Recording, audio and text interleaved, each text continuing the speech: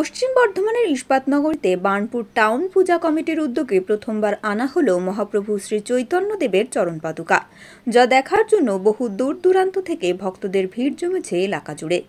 নবদ্বীপ ধাম থেকে মহাপ্রভুর এই চরণ পাদুকা আনা হয়েছে ধামেশ্বর মন্দিরে।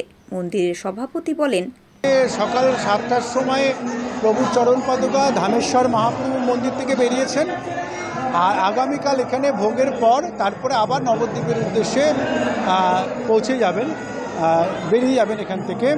এটা হচ্ছে মহাপ্রভুর যে প্রেম ধর্ম, মহাপ্রভুর যে ভক্তিবাদ, এই ভক্তিবাদের আন্দোলনকে আরও সুদৃঢ় করবার জন্য আমাদের ধামেশ্বর মহাপ্রভুর মন্দিরের এই প্রচেষ্টা এবং এই শ্রীচরণ পাদুকা যেটি এসছেন সেটি মা বিষ্ণুপ্রিয়া দেবীকে মহাপ্রভু দিয়ে গেছিলেন, চৈতন্য মহাপ্রভু, এবং মা বিষ্ণুপ্রিয়া দেবী নিজে হাতে এই চরণ পাদুকা সেবা করতেন।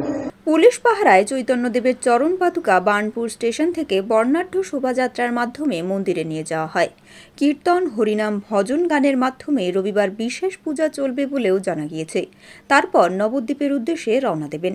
আসানসোল থেকে জয়ন্ত সাহার রিপোর্ট, ওঙ্কার বাংলা।